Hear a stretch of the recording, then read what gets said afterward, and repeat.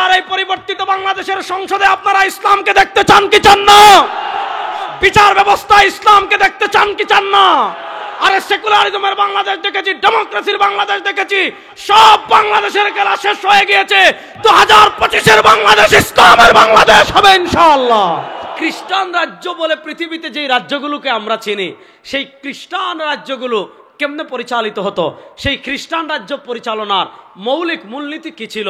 সেই খ্রিস্টান রাজ্য পরিচালনার মৌলিক সংবিধান কি ছিল?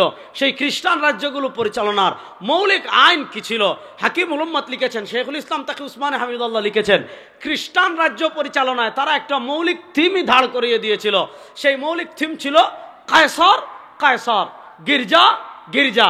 মনোযোগ, তাদের রাষ্ট্র পরিচালনার একটা মৌলিক মূলনীতি ছিল কায়সার কায়সার, গির্জা গির্জা।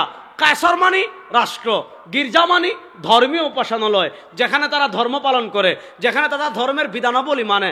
যেমন আমাদের মসজিদ, খ্রিস্টানদের গির্জা। তো খ্রিস্টানরা তাদের রাজ্য পরিচালনার একটা মৌলিক থিমই বানিয়েছিল, একটা মৌলিক উসুলই বানিয়েছিল, একটা মৌলিক আইনই বানিয়েছিল।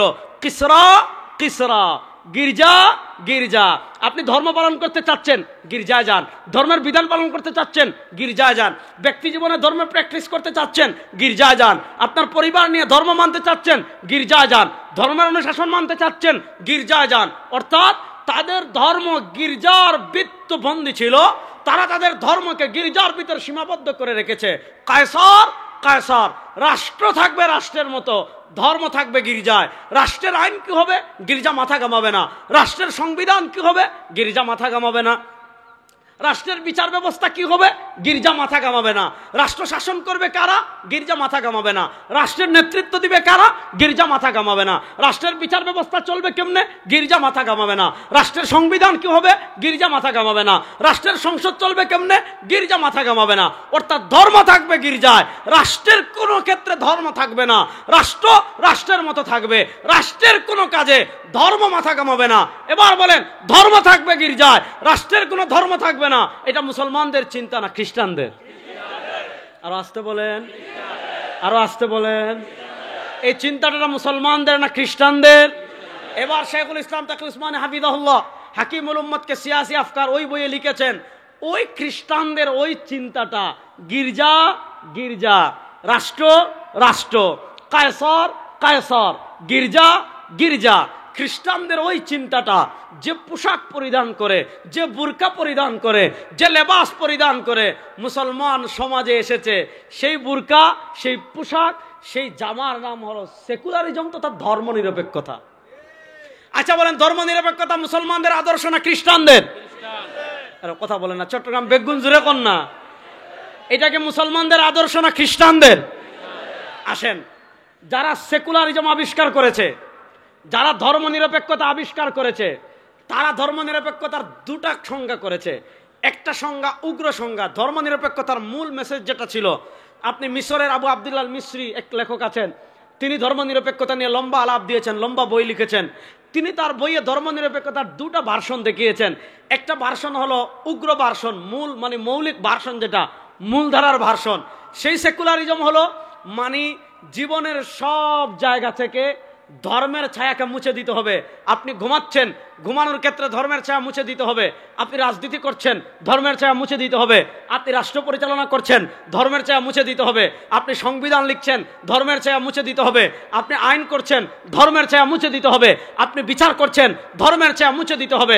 আপনার হাঁটার ক্ষেত্রে, চলার ক্ষেত্রে, রাজনীতির ক্ষেত্রে, রাষ্ট্র পরিচালনার ক্ষেত্রে, সংবিধানের ক্ষেত্রে, সংসদ পরিচালনার ক্ষেত্রে, বিচার ব্যবস্থা পরিচালনার ক্ষেত্রে, আপনার সিটি কর্পোরেশন পরিচালনা করার ক্ষেত্রে, ইউপি চেয়ারম্যান পরিচালনা করার ক্ষেত্রে কোন ক্ষেত্রে ধর্মের ছায়া থাকবে না। ধর্ম নিরপেক্ষতা চায়, সেকুলারিজম চায় ধর্মের ছায়াকে মুছে দিতে। আর ইসলাম তো পৃথিবীতে মুছে দেওয়ার জন্য আসে নাই, ইসলাম এসেছে বিজয়ী হওয়ার জন্য, মুছে দেওয়ার জন্য আসে না। তাহলে বুঝেন ধর্ম নিরপেক্ষতা আর ইসলামের সংঘাতটা বুঝেন।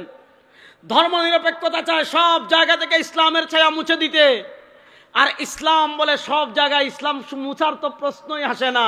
আপনি রাষ্ট্র পরিচালনা করবেন, কোরআনের প্রয়োজন আছে না নাই? আপনি বিচার করবেন, কোরআনের প্রয়োজন আছে না নাই? এখন খ্রিস্টানরা দেখলো এই ধর্ম নিরপেক্ষতা তো মুসলমান খাবে না, এই ধর্ম নিরপেক্ষতা মুসলমান নিবে না। কারণ মুসলমান যারা একবার কালেমা পড়ে, মুসলমান যারা একবার লা ইলাহা ইল্লাল্লাহ পড়ে, মুসলমান একবার যারা মুহাম্মদুর রাসূলুল্লাহ পড়ে, তারা জান্নাতে যেতে চায় কি চায় না? এজন্য বাংলাদেশে যারা গত 15 বছরে হাজার হাজার মানুষকে খুন করেছে, তারা আমাদেরকে তাহাজ্জুদের গল্প শোনাইতো না? এক একজন এত রাকাত তাহাজ্জুদ পড়েছে, আর 15 বছর আমাদেরকে ডেকেছে, আসেন খেলা হবে। ও ভাই, তাদের ডাক শুনতে শুনতে শুনতে শুনতে শুনতে শুনতে তারা ডাকে, আমরা গুরুত্ব দেই না, তারা ডাকে, আমরা গুরুত্ব দেই না, তারা ডাকে, আমরা গুরুত্ব দেই না। 15 বছর পর বললাম, যখন এত ডাকছো আয় বেটা খেলবো, আমরা যখন মাঠে নেমেছি ভারতের দালালরা ভারতে পালিয়ে গিয়েছে। গত 15 বছর বাংলাদেশে আপনারা দেখেছেন, আমরা যারা টুপি, আমরা যারা দাড়ি, আমরা যারা জুব্বা পরি, আমরা যারা ইসলামকে অনুশাসন মেনে চলি, আমাদেরকে তারা বলতো আমরা নাকি পাকিস্তানি রাজাকার। বাংলাদেশের কোন আলেম পাকিস্তানে পালিয়ে গিয়েছেন না? রাস্তে বলেন, বাংলাদেশের কোন হুজুর পাকিস্তানে পালিয়ে গিয়েছেন? শোনেন, আমাদেরকে যারা পাকিস্তানি রাজাকার বলতো, 2024 এসে পরিষ্কার হয়ে গিয়েছে এই দেশে কারা ভারতীয় রাজাকার। আমরা দেখেছি ভারতীয় রাজাকার ভারতে পালিয়ে গিয়েছে। তো তারা দেখলো ধর্মনিরপেক্ষতার এই ভার্সন মুসলমান খাবে না। অর্থাৎ মুসলমানদেরকে আমরা যদি বলি জীবনের সব জায়গা থেকে ধর্মের ছায়া মুছে দিতে হবে, মুসলমান এটা মানবে না, মুসলমান এটা গিলবে না, মুসলমান এটা ধারণ করবে না। এবার তারা কি করতে হবে? আমাদের ভিতর একদল দালাল তৈরি করেছে, আমাদের ভিতর টাকা দিয়ে পয়সা দিয়ে একদল মোল্লা মৌলভী তৈরি করেছে, একদল দালাল তৈরি করেছে, মুসলমান নামদারি একদল মুনাফিক তৈরি করেছে, যারা ধর্মনিরপেক্ষতার একটা সফট ভার্সন আবিষ্কার করেছে, যারা ধর্মনিরপেক্ষতার একটা সহজ ভার্সন আবিষ্কার করেছে। সেই সহজ ভার্সন কি, সেই সফট ভার্সন কি? ওই যে খ্রিস্টানরা বলতো কায়সর কায়সর, গির্জা গির্জা, ধর্ম থাকবে গির্জায়, রাষ্ট্রের কোনো ধর্ম থাকবে না। এবার তারা মুসলমানদের ভিতর ধর্মনিরপেক্ষতার একটা সফট ভার্সন নিয়ে এসেছে। সেই ধর্মনিরপেক্ষতার সফট ভার্সন কি জানেন? ভাই, ধর্ম পালন করতে চাচ্ছেন ব্যক্তি জীবনে করেন, ধর্ম পালন করতে চাচ্ছেন মসজিদে করেন, ধর্ম পালন করতে চাচ্ছেন মাদ্রাসায় করেন, ধর্ম পালন করতে চাচ্ছেন খানকায় করেন, ধর্ম পালন করতে চাচ্ছেন মাজারে করেন, ধর্ম পালন করতে চাচ্ছেন উরুসে করেন। খ্রিস্টানরা যেমন বলে ধর্ম থাকবে শুধু গির্জায়, তারা আমাদেরকে শিখিয়েছে আপনি ধর্ম পালন করতে চাচ্ছেন মাদ্রাসায় করেন, ধর্ম পালন করতে চাচ্ছেন খানকায় করেন, ধর্ম পালন করতে চাচ্ছেন মসজিদে করেন, ধর্ম পালন করতে চাচ্ছেন মাদ্রাসায় করেন। রাজনীতিতে ধর্ম লাগবে না, সংসদে ধর্ম লাগবে না, অর্থনীতিতে ধর্ম লাগবে না, বিচার ব্যবস্থায় ধর্ম লাগবে না, নেতৃত্বে ধর্ম লাগবে না, সংবিধানে ধর্ম লাগবে না, সিটি কর্পোরেশনে ধর্ম লাগবে না, বিচার ব্যবস্থায় ধর্ম লাগবে না, হাইকোর্টে ধর্ম লাগবে না, সুপ্রিম কোর্টে ধর্ম লাগবে না। এবার বলেন, ইসলাম কি শুধু মসজিদে থাকার জন্য এসেছে, না সংসদে ইসলাম প্রতিষ্ঠার জন্য এসেছে? এতদিন ধরে তারা আমাদেরকে এই কোলাই খাইয়েছে।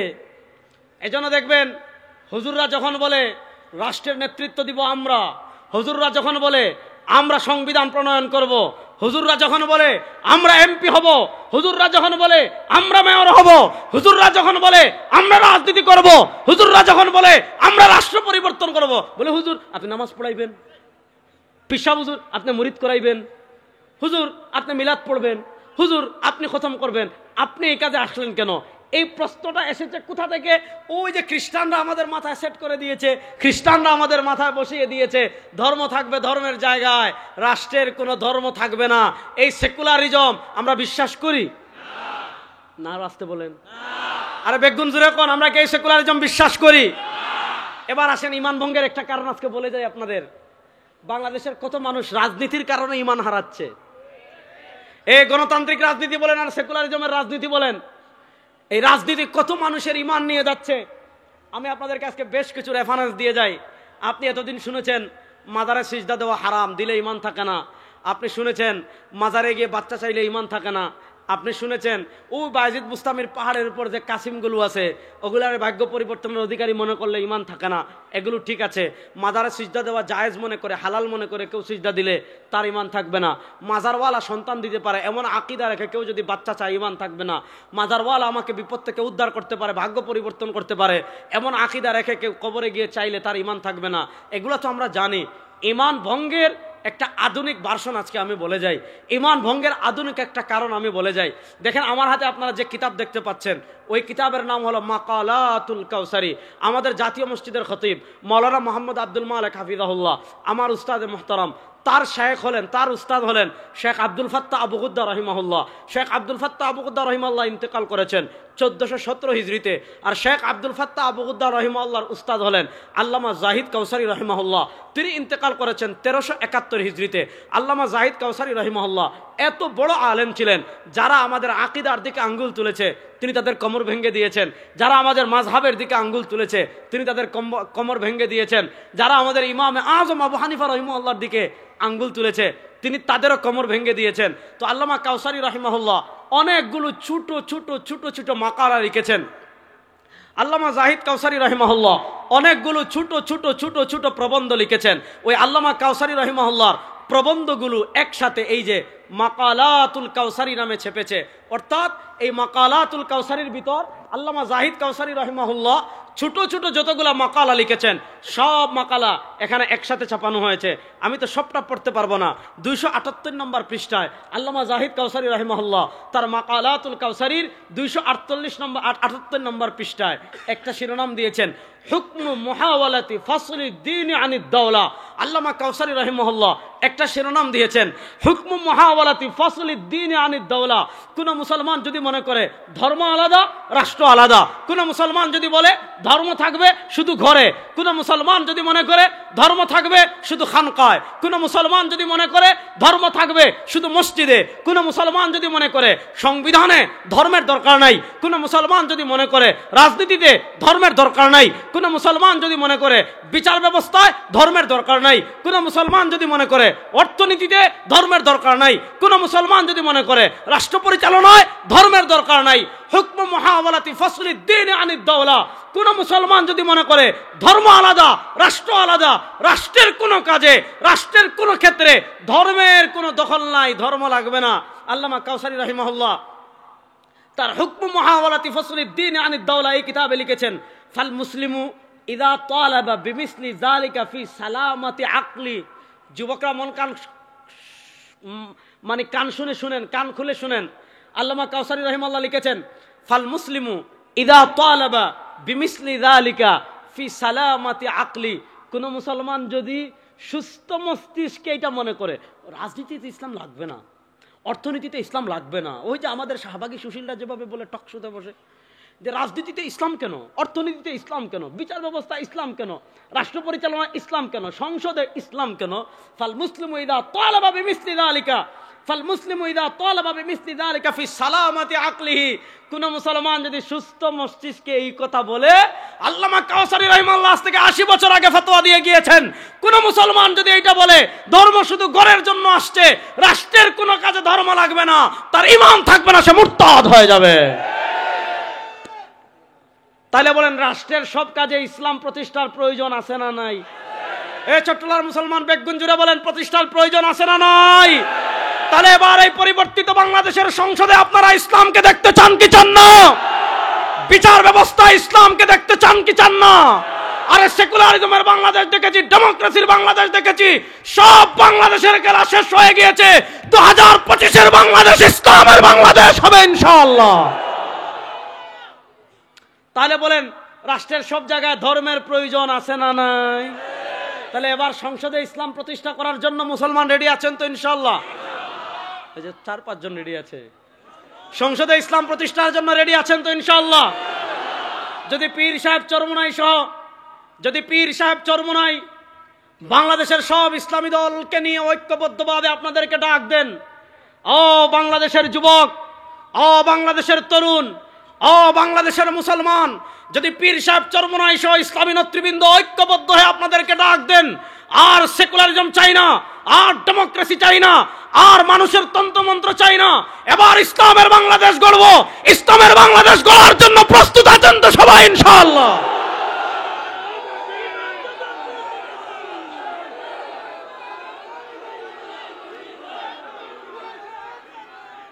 বসেন বসেন। তাহলে বোঝা গেল আবার এই দীর্ঘ আলোচনা থেকে আমরা বুঝলাম ইসলাম শুধু ঘরে থাকার জন্য আসে। বলেন ইসলাম শুধু ঘরে থাকার জন্য আসে? বিচার ব্যবস্থা ইসলামের প্রয়োজন আছে না নাই? এখন বিচার ব্যবস্থা ইসলাম যদি আপনি নিতে চান তাহলে হ্যাঁ, শুধু শুনেন, আমি যেমন আপনাদেরকে বলছি, আমার মা বোনদেরকেও বলে যাচ্ছি, আপনারা যদি ইসলামের জন্য ঐক্যবদ্ধ হয়ে যান, আপনারা যদি বলেন এই বাংলাদেশে নারীদের নিরাপত্তা, গত 52 বছর যারা শাসন করেছে নারীদের নিরাপত্তা দিতে পারে নাই। আমরা দেখেছি নদীতে নারীর লাশ পাওয়া যায়, আমরা দেখেছি খালে নারীর লাশ পাওয়া যায়, আমরা দেখেছি বিভিন্ন অভিজাত হোটেলে নারীদের লাশ পাওয়া যায়। আর ইসলাম যে পরিমাণ নারীদের অধিকার এবং নিরাপত্তা দিয়েছে, পৃথিবীর কোনো আদর্শ ততটা নিরাপত্তা দিতে পারে। সুতরাং মা বোনদেরও করণীয় আছে, সাহাবায়ে কেরাম রিদওয়ানুল্লাহি আলাইহিম আজমাইনকে, তাবেঈনদেরকে, তবে তাবেঈনদেরকে, আমাদের মা বোনেরা যেমন ইসলাম প্রতিষ্ঠার আন্দোলনে উৎসাহিত করেছেন, আমাদের মা বোনরাও যদি ঐক্যবদ্ধ হয়ে যায়, এবারে ইসলামের বাংলাদেশ গড়বে। আল্লাহর কসম করে বলি, বাংলাদেশে ইসলামের বিজয় কেউ আটকে রাখতে পারবে না ইনশাআল্লাহ। ইসলামের বিজয় আপনি একটু আপনার কিটা লাগে না?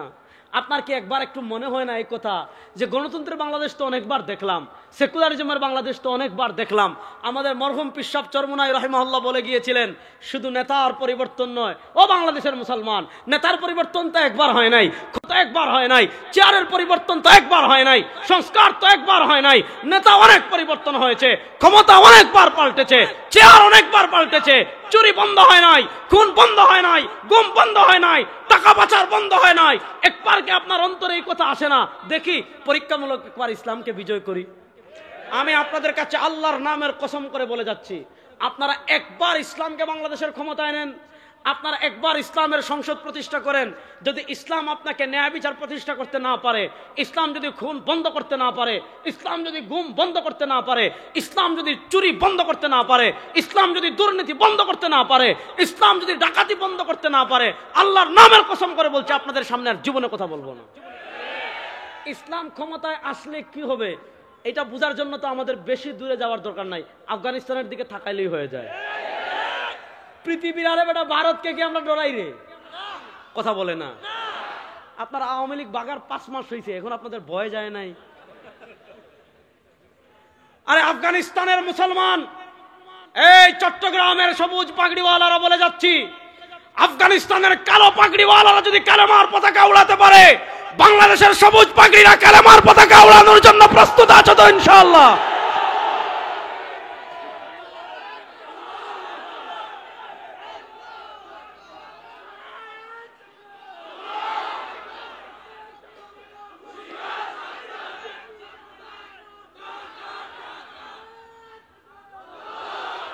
আমরা পৃথিবীর কোন আধিপত্যবাদকে ভয় পাই?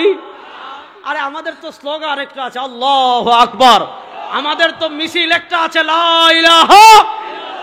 আরে আমরা তো সেই জাতি, আল্লাহ দুনিয়াতে যত নবী পাঠিয়েছেন, যত রাসূল পাঠিয়েছেন, আল্লাহ কোরআনে বলেছেন, ওয়া মা আরসালনা মিন ক্বাবলিকা মির রাসূলিন ইল্লা নূহি ইলাইহি আন্নাহু লা ইলাহা ইল্লা আনা ফাবুদুন।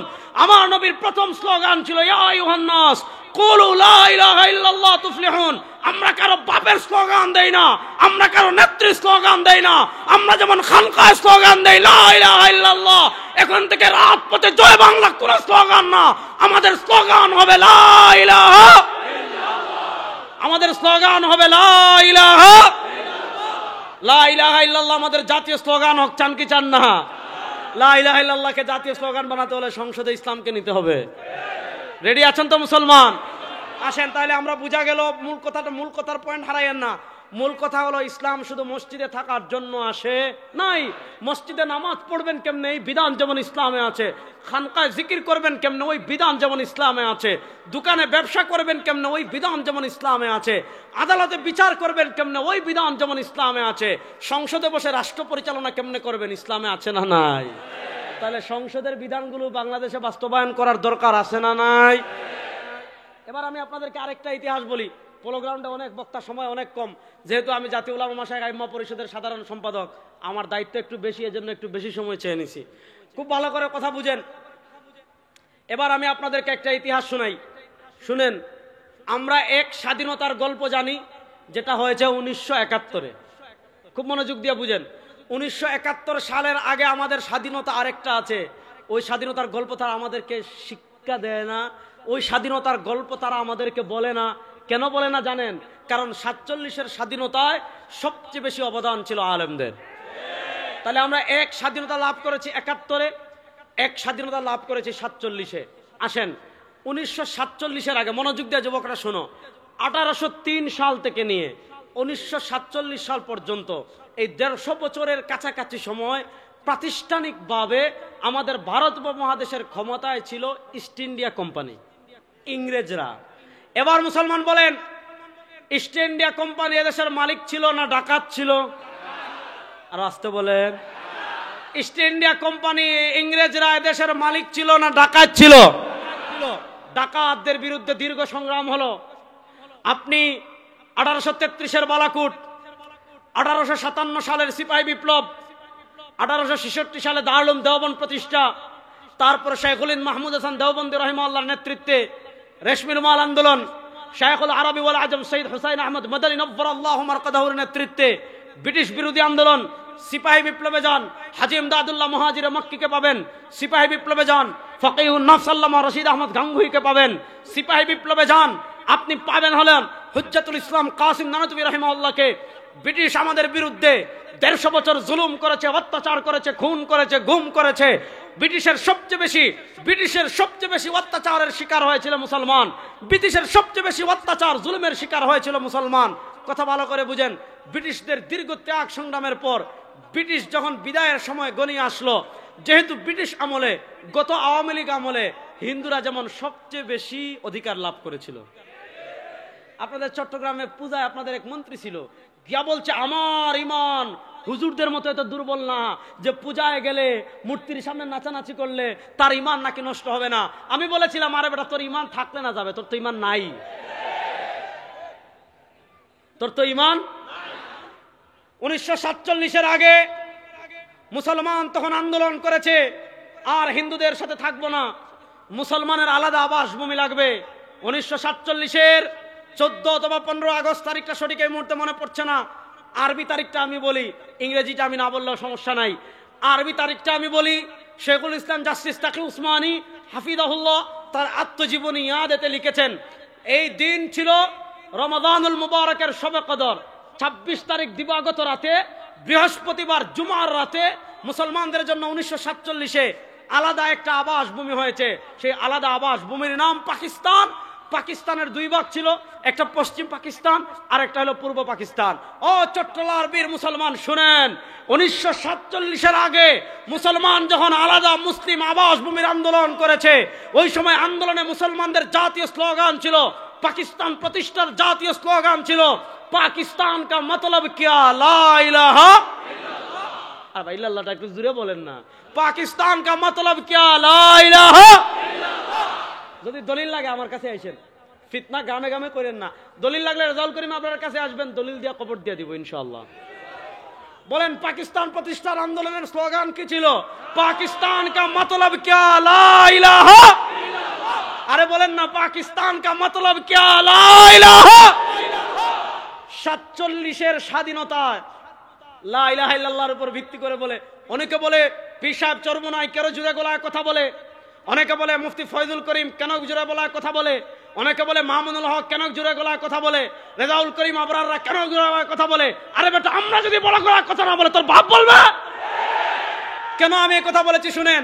1947-এ যখন দেশ বিভক্ত হয়েছে, পাকিস্তানে প্রথম স্বাধীনতার পতাকা তুলেছিলেন আল্লামা শাব্বির আহমদ উসমানী। পূর্ব পাকিস্তানে প্রথম স্বাধীনতার পতাকা তুলেছিলেন আল্লামা জফর আহমদ উসমানী, একজন থানবী রাহিমাহুল্লাহর আপন ভাগিনা। তিনি আমাদের স্বাধীনতার প্রথম পতাকা বাংলাদেশে তুলেছেন। পশ্চিম পাকিস্তানে স্বাধীনতার প্রথম পতাকা তুলেছেন আল্লামা শাইখুল ইসলাম আল্লামা শাব্বির আহমদ উসমানী, যিনি দারুল উলুম দেওবন্দের প্রথম ছাত্র, শেখুল হিন্দ মাহমুদ হাসান দেওবন্দি রাহিমাহুল্লাহর ছাত্র ছিলেন এবং দারুল উলুম দেওবন্দের মুহতামিম ছিলেন। আরে 47-এর স্বাধীনতা আমরা করেছি, আমাদের বাবারা করেছে, দাদারা করেছে। আমরা যদি জুড়ে কথা না বলি তোর বাপ বলবে? তাহলে বলেন, 47-এর স্বাধীনতার ভিত্তি ছিল লা ইলাহা ইল্লাল্লাহ। জোরে বলেন না, 47-এর স্বাধীনতার ভিত্তি ছিল লা ইলাহা ইল্লাল্লাহ। আসেন 47-এর পর, 47 থেকে 1971, আমি খুব সংক্ষেপে বলছি, সময় কম আমি জানি, তারপর আর 4-5 মিনিটের ভিতরে আমি শেষ করবো, মনোযোগ দিয়ে শুনেন। 47 থেকে 1971, এই যে একটা সময়, ওই একটা সময় যে ভিত্তির উপর আমাদের দেশ স্বাধীন হয়েছিল, ওই ভিত্তির উপর স্বাধীনতা থাকে নাই। এখন দেখা যাচ্ছে পশ্চিম পাকিস্তান আমাদের উপর জুলুম করেছে। কেমন জুলুম করেছে?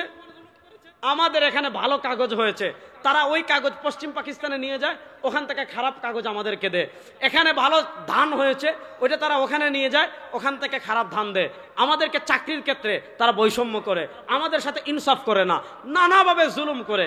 এই জুলুমের কারণে, পাকিস্তানের বৈষম্যের কারণে 1971-এ আমরা পূর্ব পশ্চিম পাকিস্তান থেকে আলাদা হয়ে আমরা আলাদা একটা স্বাধীনতা পেয়েছি 1971-এ। এখানে প্রথম পয়েন্টটা বুঝেন, 1971-এর স্বাধীনতা কখনো ইসলামের বিরুদ্ধে ছিল? তাহলে স্বাধীনতার চেতনা কি? গত 15 বছর শাহবাগীরা আপনাদেরকে স্বাধীনতার চেতনা শিখিয়েছে ধর্মনিরপেক্ষতা, স্বাধীনতার চেতনা শিখিয়েছে টুপি দাড়িকে অপমান করা, স্বাধীনতার চেতনা শিখিয়েছে সোশ্যালিজম। আসলে স্বাধীনতার চেতনা কি ছিল আমাদের জানার দরকার আছে না নাই? আসেন আমি আপনাদেরকে একটা ঐতিহাসিক প্রমাণ আজকে দেখিয়ে যাচ্ছি। বাংলাদেশের সব শাহবাগী নাস্তিকদেরকে আমি এই পোলো গ্রাউন্ডের মাঠে চ্যালেঞ্জ দিয়ে যাচ্ছি, স্বাধীনতার চেতনা কি ছিল। দেখেন, আমাদের স্বাধীনতা যুদ্ধ শুরু হয়েছে 1971 সালের 26শে মার্চ। আমাদের স্বাধীনতা যুদ্ধ শুরু হয়েছে 1971-এর কোন মাস? 26শে মার্চ। 26শে মার্চ স্বাধীনতা যুদ্ধ শুরু হয়েছে। স্বাধীনতা যুদ্ধ শুরু হওয়ার মাত্র 14 দিন পর 1971 সালের 10ই এপ্রিল আপনারা জানেন আমাদের চুয়াডাঙ্গা মেহেরপুরের এদিকে মুজিবনগর সরকার, অস্থায়ী সরকার গঠিত হয়েছিল। ওই স্বাধীনতা যুদ্ধ শুরুর মাত্র 14 দিন পর আমাদের মুজিবনগর সরকার একটা স্বাধীনতার ঘোষণাপত্র পাঠ করেছিল। আসেন, সেই স্বাধীনতার ঘোষণাপত্র কখন ঘোষণা করেছে? স্বাধীনতা যুদ্ধ শুরু হওয়ার মাত্র 14 দিন পর। দেখেন, আমি সেই স্বাধীনতার ঘোষণাপত্র আমাদের বাংলাদেশের সংসদ বিষয়ক যে ওয়েবসাইট আছে, সেই সংসদ বিষয়ক ওয়েবসাইট থেকে আমি স্বাধীনতার ঘোষণাপত্র ডাউনলোড করে নিয়ে এসেছি। যখন তারা স্বাধীনতা যুদ্ধের জন্য মানুষকে উৎসাহিত করবে, যখন স্বাধীনতা যুদ্ধের শুরুর মাত্র 14 দিন পর তারা স্বাধীনতার ঘোষণাপত্র পাঠ করেছে, সেখানেই দেখেন 1971 সালের 10ই এপ্রিল তারিখে মুজিবনগর সরকারের জারিকৃত স্বাধীনতার ঘোষণাপত্র, অর্থাৎ স্বাধীনতা যুদ্ধের মাত্র 14 দিন পর স্বাধীনতার যে ঘোষণাপত্র পাঠ করেছে, এখানে তারা অনেকগুলো পয়েন্ট দিয়েছে যে পশ্চিম পাকিস্তান এইটা করে নাই, ওইটা করে নাই, ওইটা করে নাই, ওইটা করে নাই, ওইটা করে নাই। এরপরে এক পৃষ্ঠা বিভিন্ন দাবি দাওয়া পেশ করার পর সবগুলো তার পেশ করা যাবে না, সময় কম। এখানে এসে বলছে যেহেতু আপনারা এইটা মানেন না, এইটা মানেন না, এইটা মানেন না, ওইটা মানেন নাই, সেহেতু আমরা বাংলাদেশের নির্বাচিত প্রতিনিধিগণ, বাংলাদেশের সর্বোচ্চ ক্ষমতার অধিকারী জনগণ কর্তৃক আমাদিগকে প্রদত্ত ক্ষমতার মর্যাদা রক্ষার্থে নিজেদের সমন্বয়ে যথাযথভাবে একটি গণপরিষদ রূপে গঠন করিলাম এবং পারস্পরিক আলোচনা করিয়া এবং বাংলাদেশের জনগণের জন্য কান খাড়া করে শুনেন চট্টগ্রামের মুসলমান, মুক্তিযুদ্ধের চেতনা কি, স্বাধীনতার যুদ্ধের চেতনা কি। যখন স্বাধীনতা যুদ্ধ শুরু হয়েছে তখন বলছে স্বাধীনতা যুদ্ধের চেতনা হলো বাংলাদেশের জনগণের জন্য সাম্য, মানবিক মর্যাদা ও সামাজিক সুবিচার নিশ্চিতকরণার্থে সার্বভৌম গণপ্রজাতন্ত্র রূপে বাংলাদেশের প্রতিষ্ঠা ঘোষণা করিলাম। যখন মুক্তিযুদ্ধ চলে তখন বলেছে মুক্তিযুদ্ধের চেতনা হলো 3টা। একটা হলো সাম্য, বলেন একটা হলো, আরে জুড়ে বলেন না, বেগুন জুড়ে কোন, একটা হলো, আরেকটা হলো মানবিক মর্যাদা, আরেকটা হলো মানবিক মর্যাদা। তারপর লিখেছে সামাজিক সুবিচার। যখন মুক্তিযুদ্ধ চলে তখন বলেছে 3টা চেতনাকে সামনে রেখে যুদ্ধ করছি। একটা হলো স্বাধীনতার ঘোষণাপত্রে লিখেছে 3টা চেতনাকে সামনে রেখে যুদ্ধ করছি, সাম্য, মানবিক মর্যাদা, সামাজিক ন্যায় বিচার। আসেন, আমরা 16 ডিসেম্বর স্বাধীন হইলাম। যুদ্ধ করার সময় বলে মুক্তিযুদ্ধের চেতনা 3টা, একটা সাম্য, আরেকটা মানবিক মর্যাদা, আরেকটা সামাজিক সুবিচার। যুদ্ধ শেষ 1971 সালের 16 ডিসেম্বর আমরা স্বাধীন হলাম। স্বাধীনতার 1 বছর পর আমাদের সংবিধান লিখেছে ভারতে। কোথায় লিখেছে? এই পয়েন্টটা প্রথম মাথায় রাখবেন, সংবিধান লিখেছে কোথায়? আসেন, যখন যুদ্ধ চলে তখন বলে সাম্য, মানবিক মর্যাদা, সামাজিক ন্যায় বিচার। যুদ্ধ শেষ হয়েছে, যুদ্ধের 1 বছর পর আমাদের সংবিধানের 1 নম্বর পৃষ্ঠায় আসেন মুক্তিযুদ্ধের চেতনা কি লিখে। আমরা অঙ্গীকার করিতেছি যে সকল মহান আদর্শ আমাদের বীর জনগণকে জাতীয় মুক্তি সংগ্রামে আত্মনিয়োগ ও বীর শহীদদিগকে প্রাণোৎসর্গ করিতে উদ্বুদ্ধ করিয়াছিল, জাতীয়তাবাদ, সমাজতন্ত্র, গণতন্ত্র ও ধর্মনিরপেক্ষতার সে সকল আদর্শ এই সংবিধানের মূলনীতি হইবে। দেখেন, যখন যুদ্ধ চলে তখন বলে 3টা, সাম্য, মানবিক মর্যাদা, সামাজিক ন্যায় বিচার। আর যুদ্ধ শেষ হওয়ার পর ভারতে গিয়ে লেখে আমাদের মুক্তিযুদ্ধের চেতনা নাকি সমাজতন্ত্রবাদ। সমাজতন্ত্রবাদ বুঝছেন? সমাজতন্ত্রবাদকে ইংরেজিতে বলে সোশ্যালিজম। সোশ্যালিজম মানে কি? ব্যক্তি মালিকানা কোনো জিনিস নাই। আপনি চাকরি করে টাকা কামাচ্ছেন, এই টাকার মালিক হবে রাষ্ট্র। আপনি প্রবাসে টাকা কামাচ্ছেন, এই টাকার মালিক হবে রাষ্ট্র। আপনি জমি কিনেছেন, আপনার মালিকানা না, আপনার জমিনের মালিক রাষ্ট্র। আপনি টাকা কামাচ্ছেন, আপনার টাকার মালিক রাষ্ট্র, আপনার ব্যাংক ব্যালেন্সের নামে রাষ্ট্র। এই সোশ্যালিজম কোনো মানুষের আদর্শ হতে পারে না, এটা জানোয়ারদের মতকুরদের আদর্শ। ওই আদর্শ আর বাংলাদেশে চলবে না ইনশাআল্লাহ। 1 নম্বর লিখেছে মুক্তিযুদ্ধের আদর্শ সোশ্যালিজম, তারপরে আরেকটা লিখেছে ধর্মনিরপেক্ষতা। ওই ধর্মনিরপেক্ষতা মানে এতক্ষণ আমি বুঝালাম রাষ্ট্রের কোনো ধর্ম লাগবে না, অর্থনীতির ধর্ম লাগবে না, বিচার ব্যবস্থায় ধর্ম লাগবে না, সংবিধানে ধর্ম লাগবে না, সংসদে ধর্ম লাগবে না, ধর্ম থাকবে খানকায়, ধর্ম থাকবে মসজিদে, ধর্ম থাকবে মাজারে। প্রশ্ন হলো ভাই, এই যে তুমি লেখলা যে ধর্মনিরপেক্ষতার জন্য আমার ভাইরা যুদ্ধ করেছে, যখন স্বাধীনতার যুদ্ধ ঘোষণাপত্র পাঠ করেছিলা, ধর্মনিরপেক্ষতা কোথায় ছিল? সুতরাং ধর্মনিরপেক্ষতা মুক্তিযুদ্ধের চেতনা আমরা মানি না। না ঠিক আর আসতে বলেন, আপনারা ঠিক বললেও ঠিক, বেঠিক বললেও ঠিক। আমাদের চেতনা একমাত্র ইসলাম, ইসলামের বাইরে কোন চেতনা আমরা মানি না। 92% মুসলমান কোন চেতনার বাইরে মানতে চায়। আসেন তাহলে এই যে 92% মুসলমান, আপনারা অন্তর্বর্তীকালীন সরকার ক্ষমতায় এসেছেন, আপনারা সংবিধান সংশোধনের কথা বলছেন, সংস্কারের কথা বলছেন, আমরা কিভাবে কি করবেন সেটা ইসলামী আন্দোলন জানাবে। সেটা কি করবেন আমাদের ইসলামী আন্দোলন প্রাতিষ্ঠানিকভাবে জমা দিয়ে এসেছে, কিন্তু শেষ আল্লামা ওবায়দুল্লাহ হামজা হাফিদুল্লাহ চলে আসছেন, যেখানে সূর্য উঠে যায় সেখানে আর মোমবাতির কোনো দাম নাই। আমাদের সূর্য চলে আসছেন, আমি আলোচনা শেষ করছি। আপনারা সংবিধান সংশোধন যা ইচ্ছা তা করেন, কিন্তু ধর্মনিরপেক্ষতাকে বাদ দিয়ে আল্লাহর উপর পূর্ণ আস্থা এবং বিশ্বাস আমাদের সংবিধানে আবার যুক্ত করতে হবে। এই দাবির সাথে আপনারা একমত আছেন না? না ইনশাআল্লাহ। আমরা ধর্মনিরপেক্ষতা আমাদের সংবিধানে আর দেখতে চাই। শেষ কথা বলে যাচ্ছি, ছোট্ট একটা রিসালা দেখিয়ে যাই, এটা আজকে আর পড়লাম না, সামনে পড়বো।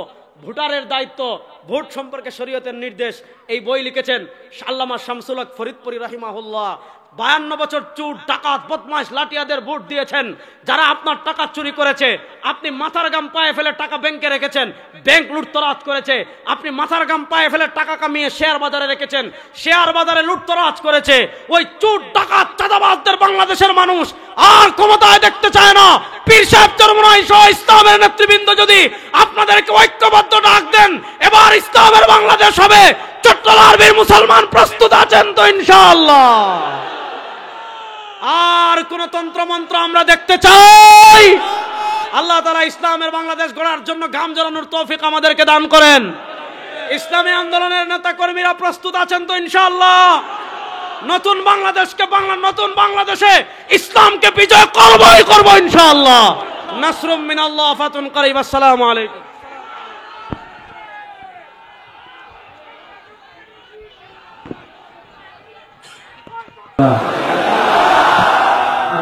চিপটামি না করে আল্লাহ আওয়াজ একবার জোরে পড়েন আলহামদুলিল্লাহ।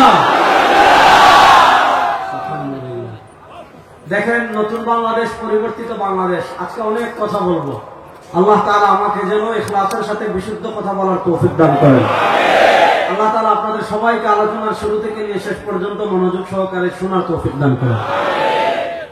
আমি যে আয়াতে কারিমা তিলাওয়াত করেছি, সে আয়াতে কারিমায় আল্লাহ তাআলা নবী করিম সাল্লাল্লাহু আলাইহি ওয়াসাল্লামকে কেন দুনিয়াতে পাঠিয়েছেন, সরওয়ার দু আলম সাল্লাল্লাহু আলাইহি ওয়াসাল্লামকে আল্লাহ তাআলা অনেকগুলো লক্ষ্য এবং উদ্দেশ্যকে সামনে রেখে দুনিয়াতে পাঠিয়েছেন। আল্লাহ তাআলা রাসূল করিম সাল্লাল্লাহু আলাইহি ওয়াসাল্লামকে যে কয়েকটা লক্ষ্য এবং উদ্দেশ্যকে সামনে রেখে দুনিয়াতে পাঠিয়েছেন, তার ভিতর একটা গুরুত্বপূর্ণ পথ হলো হুয়াল্লাযী আরসালা রাসূলাহু বিল হুদা। তিনি আল্লাহ তার রাসূলকে দুনিয়াতে পাঠিয়েছেন হেদায়েত দিয়ে। হেদায়েত মানে পথের সন্ধান, হেদায়েত মানে পথ দেখানো, হেদায়েত মানে তিনি জান্নাতের পথ দেখাবেন, হেদায়েত মানে তিনি জাহান্নাম থেকে বাঁচার পথ দেখাবেন। হুয়াল্লাযী আরসালা রাসূলাহু বিল হুদা, তিনি আল্লাহ তার রাসূলকে দুনিয়াতে প্রেরণ করেছেন হেদায়েত দিয়ে। এই আয়াত থেকে প্রথম বিশ্বাস আমাদের লালন করতে হবে। এই আয়াত থেকে প্রথম দৃঢ় আকীদা আমাদের লালন করতে হবে। আমরা শুধু দুনিয়াতে নবীর পথে চলবো, তারা বাপের পথে চলবো না, স্বামীর পথে চলবো। হুয়াল্লাযী আরসালা রাসূলাহু বিল হুদা, আমার নেতা যদি আমাকে রাসূলের পথে পথ দেখায়, ওই নেতার পথ আমি মানি। আমার পীর যদি আমাকে রাসূলের পথ দেখায়, ওই পীরের পথ আমি মানি। আমার নেত্রী যদি আমাকে রাসূলের পথ দেখায় আমি মানি। যেই নেতা, যেই আদর্শ, যেই দল সবার দল আমাদের পথে পথ দেখাবে না, তারা কখনো ইসলামের দল হতে পারে না, শয়তানের দল হতে পারে। হুয়াল্লাযী আরসালা রাসূলাহু বিল হুদা, তিনি আল্লাহ তার রাসূলকে প্রেরণ করেছেন হেদায়েত দিয়ে। তাহলে রাসূলের পথ মানার জন্য রেডি আছি তো সবাই ইনশাআল্লাহ? এবার প্রথম কথা বলেন, রাসূলের পথ শুধু আমরা মনে করি রাসূলের পথ কোথায়? শুক্রবার জুমার নামাজের পর গরম জিলাপি খাওয়ার জন্য। আমরা মনে করি রাসূলের পথ শুধু মাজারে উরুস করার জন্য। আমরা মনে করি রাসূলের পথ শুধু তোমার ঘুমানোর জন্য। আরে আমার নবী আমাদেরকে যেমন ঘুমাবেন এটা যেমন শিখিয়েছেন, যেমন বাথরুমে যাবো এটা যেমন শিখিয়েছেন, যেমন প্রতিবেশীর সাথে ব্যবহার করবে এটা যেমন শিখিয়েছেন, রাষ্ট্র পরিচালনা কেমনে করবো আমার নবী আমাদেরকে শিখিয়েছেন কিনা? রাষ্ট্র বলেন, একটা দেশের সংসদ কেমনে চলবে আমার নবী আমাদেরকে শিখিয়েছেন কিনা? আসেন, হুয়াল্লাযী আরসালা রাসূলাহু বিল হুদা, তিনি আল্লাহ তার রাসূলকে প্রেরণ করেছেন হেদায়েত দিয়ে। আর কি দিয়ে পাঠিয়েছেন? ওয়াদীনিল হক। মনোযোগ, ওয়াদীনিল হক। আল্লাহ তার নবীকে একটা ধর্ম দিয়ে পাঠিয়েছেন, যে সত্য ধর্ম। আল্লাহ ধর্মের সাথে কায়েদ বাড়িয়েছেন, আল্লাহ ধর্মের সাথে সত্য বাড়িয়েছেন। ওয়াদীনিল হক, আল্লাহ পৃথিবীতে সত্য ধর্ম দিয়ে আমার নবীকে পাঠিয়েছেন। এখান থেকে আমাদের মেসেজ পরিষ্কার, এখান থেকে আমাদের বার্তা পরিষ্কার। পৃথিবীতে সত্য ধর্ম মাত্র একটা। বলেন, পৃথিবীতে সত্য ধর্ম মাত্র একটা। না রাস্তে বলেন, পৃথিবীতে সত্য ধর্ম মাত্র একটা। সেই সত্য ধর্মের নাম বলেন, সেই সত্য ধর্মের নাম, সেই সত্য ধর্মের নাম আকাশ বাতাস প্রকম্পিত করে বলেন, সেই সত্য ধর্মের নাম। শুনেন, ইসলাম পৃথিবীতে একমাত্র সত্য ধর্ম। এর অর্থ এইটা নয় যে হিন্দুরা থাকবে না, এর অর্থ এইটা নয় বৌদ্ধরা থাকবে না, এর অর্থ এইটা নয় ইহুদিরা থাকবে না, এর অর্থ এইটা নয় খ্রিস্টানরা থাকবে না। ইহুদিরা ইহুদিদের মতো থাকবে, খ্রিস্টানরা খ্রিস্টানদের মতো থাকবে, হিন্দুরা হিন্দুর মতো থাকবে। কিন্তু মুসলমান আকীদা ক্লিয়ার রাখতে হবে, বিশ্বাস ক্লিয়ার রাখতে হবে। হিন্দু সত্য ধর্ম হতে পারে না, ইহুদিবাদ সত্য ধর্ম হতে পারে না, খ্রিস্টবাদ সত্য ধর্ম হতে পারে না, গৌতম বুদ্ধের আদর্শ সত্যম ধর্ম হতে পারে না। পৃথিবীতে সত্য ধর্ম একমাত্র সর্বদা আলমের ইসলাম। পৃথিবীতে সত্য ধর্ম একমাত্র বলে না, পৃথিবীতে সত্য ধর্ম একমাত্র। শুনেন, সংখ্যালঘু বলেন, বিধর্মী বলেন, ইসলাম বিধর্মীদের যে পরিমাণ অধিকার দিয়েছে, ইসলাম যে পরিমাণ বিধর্মীদের নিরাপত্তা দিয়েছে, ইসলাম যে পরিমাণ সংখ্যালঘুদের নিরাপত্তা এবং অধিকার দিয়েছে, পৃথিবীর কোন রাষ্ট্র, পৃথিবীর কোন ধর্ম সেটা দিতে পারে নাই। আমাদের প্রতিবেশী একটা রাষ্ট্র আছে, আছে না নাই? দাদাদের দেশে মুসলমান সংখ্যালঘু, বাংলাদেশে হিন্দুরা সংখ্যালঘু। ওখানে সংখ্যায় বেশি হিন্দুরা, বাংলাদেশের সংখ্যায় বেশি মুসলমানরা। আপনি দুই রাষ্ট্রের সাথে তুলনা করেন, ওখানে সংখ্যায় কম মুসলমানেরা। আমরা দেখেছি এই গুজরাটের কসাই নরেন্দ্র মোদী গুজরাটে সাম্প্রদায়িক দাঙ্গা সৃষ্টি করে হাজার হাজার মুসলমানকে হত্যা করা হয়েছে। দিল্লিতে মুসলমানদেরকে হত্যা করা হয়েছে, কাশ্মীরে মুসলমানদেরকে হত্যা করা হয়েছে, আসামে মুসলমানদেরকে হত্যা করা হয়েছে, হায়দ্রাবাদে মুসলমানদেরকে হত্যা করা হয়েছে, সিকিমে মুসলমানদের হত্যা করা হয়েছে।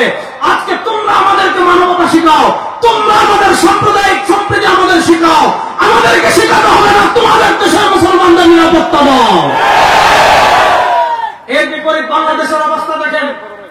আপনারা বলেন, চট্টগ্রামে 5 আগস্ট আওয়ামী লীগের পতনের পর হিন্দুদের কোন মন্দিরে মুসলমান আক্রমণ করেছে? বলেন, জুড়ে বলেন। হিন্দুদের কোন ব্যবসা প্রতিষ্ঠানে মুসলমান আক্রমণ করেছে? হিন্দুদের কোন জায়গা জমি মুসলমান দখল করেছে? না। আমি আপনাদের বাস্তব চাক্ষুষ ঘটনা বলি। 5 আগস্ট যখন স্বৈরাচার আওয়ামী লীগের পতন হয়েছে, আমরা তো অনেক আগ থেকে সবাই ইসলামী আন্দোলন অফিসে আমরা যখন খবর পেয়েছি ভারতীয় রাজাকার ভারতে পালিয়ে গিয়েছে, আমরা যখন খবর পেয়েছি ভারতের দালাল ভারতে পালিয়ে গিয়েছে, ইসলামী আন্দোলন অফিস থেকে আমাদের কেন্দ্রীয় নেতৃবৃন্দ সবাই আমরা বিজয় মিছিল বের করার অপেক্ষায় আছি, পল্টন অপেক্ষা করছি। বিশ্ববন্ধু আসবেন, তাকে নিয়ে আমরা মিছিল করব। যেহেতু এই আন্দোলনে তারা সম্মুখে থেকে নেতৃত্ব দিয়েছেন, সুতরাং তাকে নিয়ে আমরা আনন্দ মিছিল করব।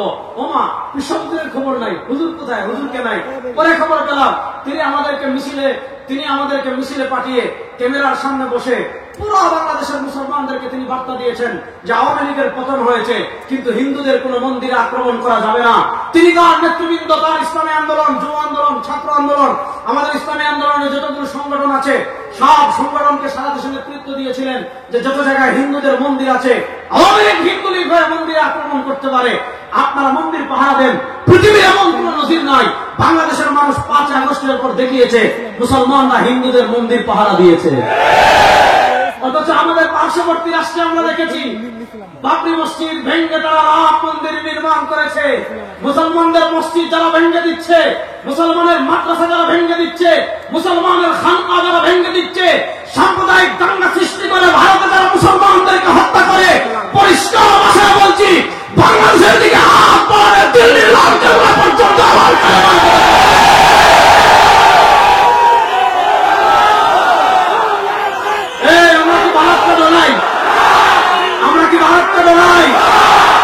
আমরা কি পৃথিবীর কাউকে ভয় পাই? বাংলাদেশের সেনাবাহিনী লাগবে না যদি শুধু পীর সাহেব চরমোনাই নেতৃত্ব দেয় লক্ষ লক্ষ মুসলমান ভারতকে প্রতিহত করার জন্য।